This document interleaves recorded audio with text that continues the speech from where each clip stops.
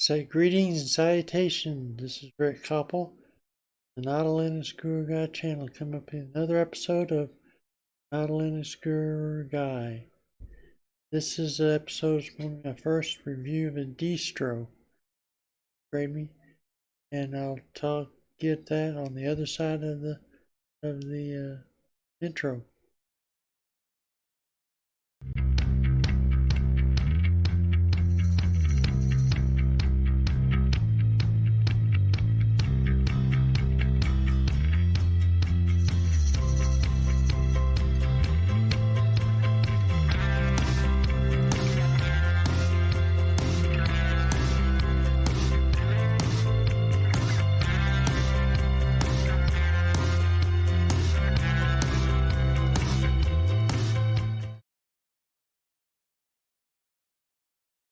Like I said, today we're going to be reviewing our first distro.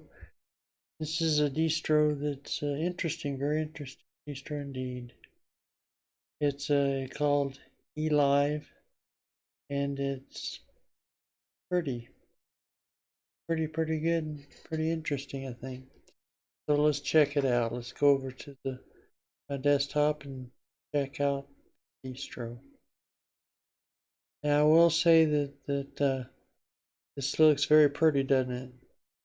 Very nice background that they have here, as well as in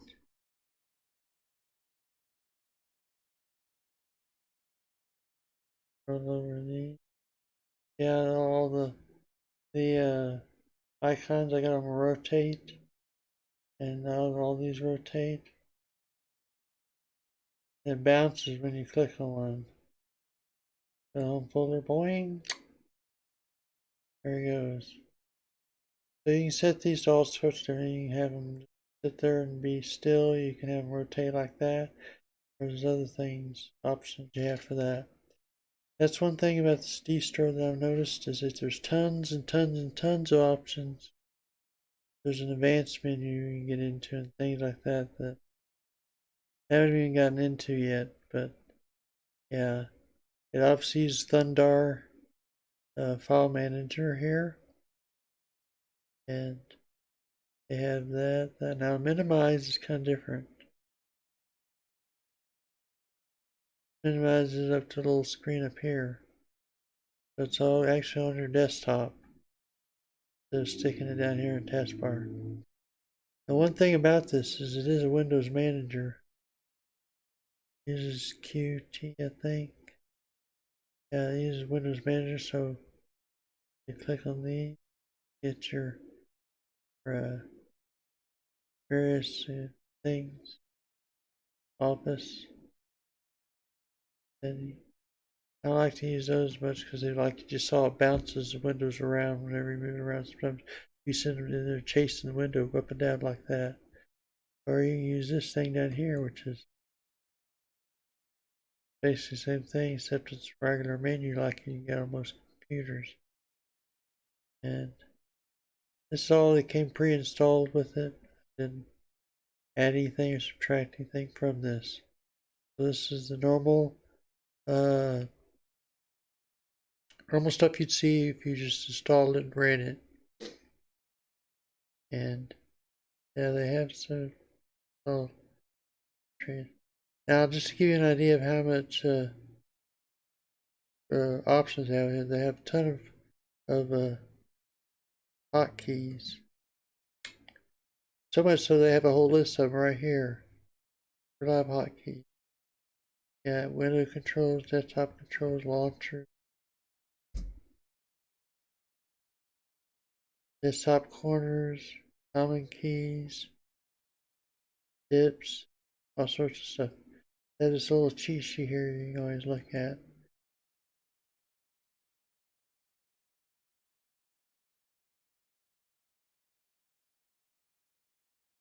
Do that now. One other thing I'm going to show you is it uses by default Z bash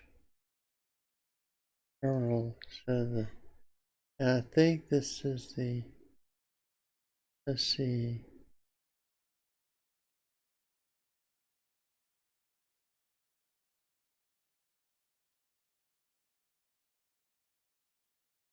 Yeah, she uses the terminology terminal. It's not bad. It's a nice terminal. And you see the memory is 314 megabytes, which is pretty dang good. Out of 4 megabytes memory, using 1314, it leaves a lot of space for other applications. Yeah, I set this virtual box, 4 megabytes of memory.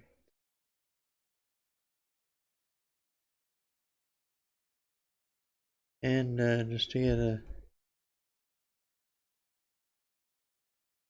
running the 312, it's not using any swap right now. 7% CPU. And yes, and you also have all this over here. You get your CPU usage right here, and memory RAM 312 out of 3.85 gigabytes, and disk swap 00, and it's disk there tells you how many gigabytes. And I probably give it almost 40 megabyte hard drive, so these are 6.68 gigabytes out of that 37. There's a lot of room on the hard drive still to go too. Now the dock down there is called Cario dock, and Xorg is window management. And this calls the top RAM memory usage and the top processor usage. Which programs are using the most memory and processor power. This is kind of nice. If you want it, you can take it out. It's a funky type visual play gadget, whatever you want to call it there, and mimics what you can see on this.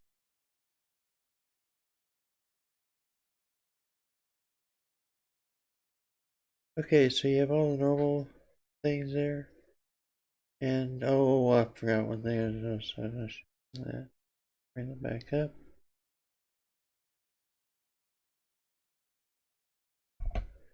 Yeah, you see the number 80 out.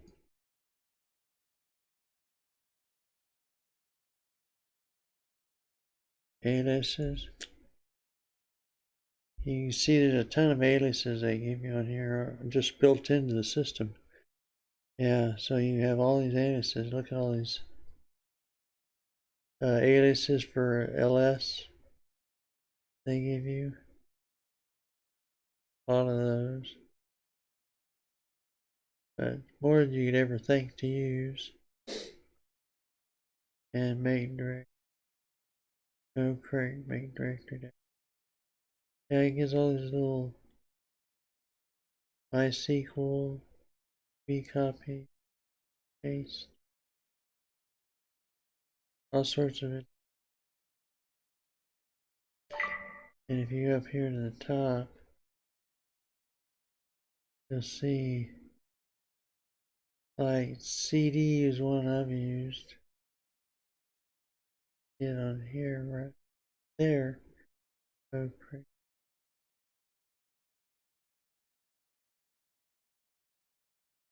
Try this.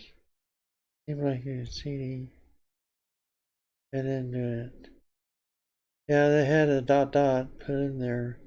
It would take you back to one space. I have type CD space dot dot type dot dot. But you can add any aliases you want in there too. So yeah, there's lots of options on this distro. For that reason, it's kind of a blessing and a curse to depending on your how much of a power user you are. If you're a power user, you want to learn all these things, you can get a lot done pretty quick. And adjust them however you want, and add in or subtract out. All sorts of things you can do there. But if you're a newbie, this probably overwhelm you, and you go, "Dang, I can't learn all that." You have to consider how much of this you want to take on now. Now the good thing is if you don't get overwhelmed by looking at all this aliases and shortcut keys. You can just operate like a regular system on the menu.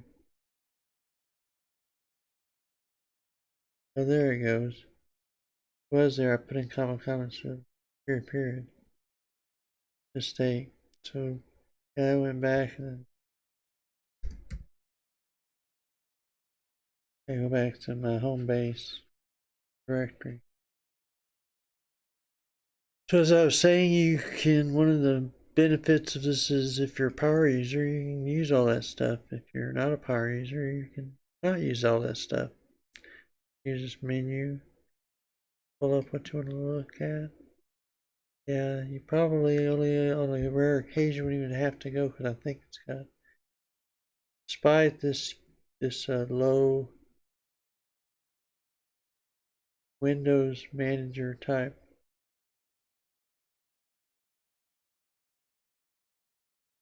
Or despite this Windows Manager type of setup,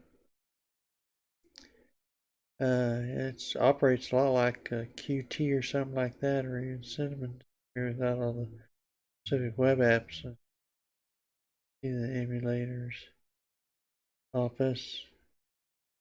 See they install some things on there that you need, like you edit video, it's got Flowblade installed automatically. That's the only thing I installed on the system is vocal screen because I wanted to see if it was available. Reason being is I first installed the earlier version of this. You don't want to do that because what happens is this is based on Buster events, what I showed you a moment ago.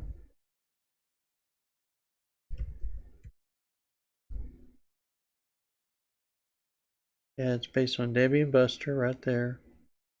Well, the version before that is based on Wheezy. There's like 2 or 3 versions back earlier than this version. Its version is no longer supported by Debian. And so what you have is you have a lot of backports and stuff that pulls all the information archived, goes to archives, pull information out. So programs like NeoFetch, like I just typed in there, you can install on that system very easily because they didn't have it back then, apparently. Anyway, Window Manager Z16, and you notice it's got a desktop entry of light DM session. And anyway, this is what I wanted you to see was Debian Buster is what it's based on. So you don't want to install the earlier version, otherwise you are going to be limited on what you can install. You won't have much updates for security purposes, things like that. I'm out of the dark on that. But yeah, and it's different from this one. Got different buttons on the top. No minimize buttons, strangely enough. And yeah, this is just a better system. Now this is a beta version of this program, but it says that in the instructions that this could be used for your daily driver, but there might be a hiccup here or there. It's pretty much polished. It's about ready, almost ready to come out. New version. You might want to wait for the more stable version to pop up if you want to. But yeah, this is a pretty system. And could I use it? Well, maybe. I might be able to use this if over my daily driver if I so decided. But I'm kind of wedded too much to my current one. I have to really love a system in order to not make my in order to make my daily driver because there's so many tweaks I got set in Linux Mint I have to pass over. And the tweaks that I showed you last time in my Linux Mint that's pretty much all I need. I don't need all that stuff, all those aliases, all that stuff on there. Much simpler for me to have some that I know focus on some hotkeys. I know and focus on get things done that way. I don't have to worry too much about learning all that stuff. And there's all the tweaks, all the programs, special programs you have, and all this kind of stuff that I'd have to reinstall on here and so on and so forth. So there's a lot of stuff I'd have to do to customize and set up everything just the way I want it for my daily driver. And I could use this, but I don't think I'm going to. Mainly because it just feels so not familiar to me. Now, coming from a Apple system, this might seem a little more familiar to you. It has some cool functions, like being able to go down through, go,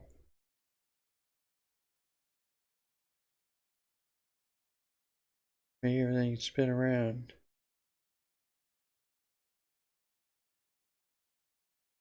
And one thing, oh, this is for left click here. Menu gives left click. Now go right click. You get this menu: settings, desktop themes, maintenance, help, about alignment. Alignment is the theming that they have on this, and they have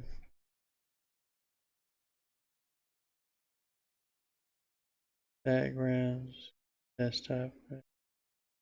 Oh yeah, the desktops is also another function. These are work desktops. They divide up screen so you can put a different thing on the other screen that you have. You have two screens connected to your computer. You have them different pictures on them, and I don't know if it does on this. No, on the other one, you do this weird. Only cool thing about the other system, I think, and did this box thing where it flooded, but I got lost on what window I was on and what window I had this installed on. So it's like workspace I had it installed. So you got that there. You go to that. Start up another. Say you got Thunder going there. You go there.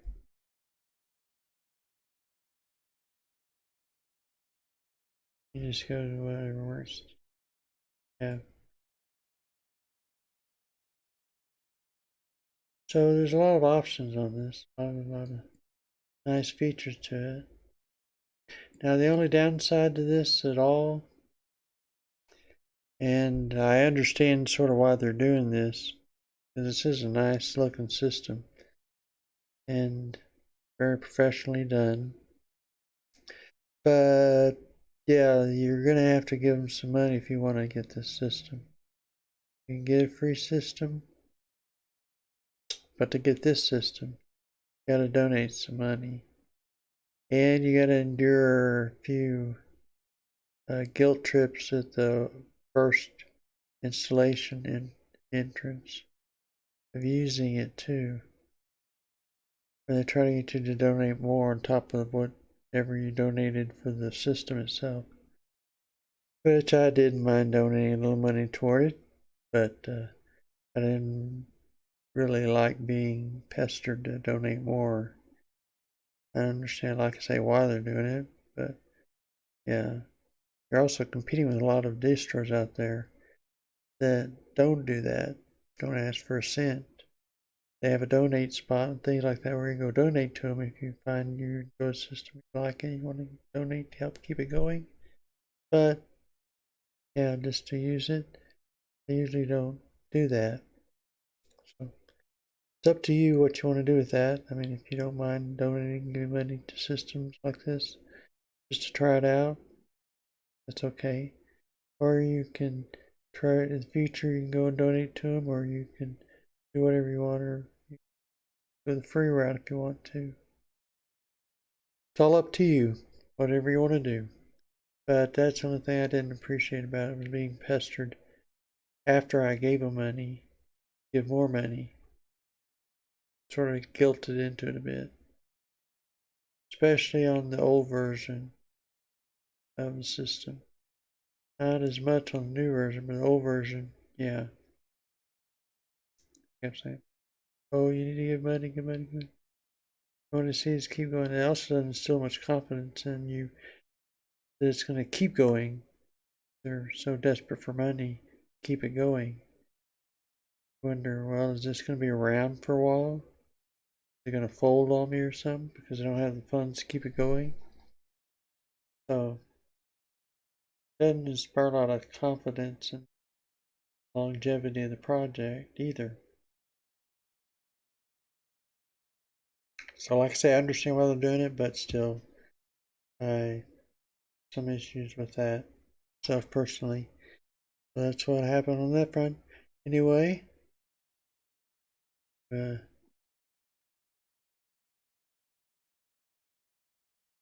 you look and it's a nice system, beautiful, and the installation is not too bad. It's not the Calamaris installer, but it's vaguely similar. I mean, it asks for some of the same information, just in bits and pieces, and like it asks for the your name and the name of the computer after it's installed most of the system on there. That's different. Instead of asking everything up front and then just running through the install. But it was a clean install, it ran well and nice.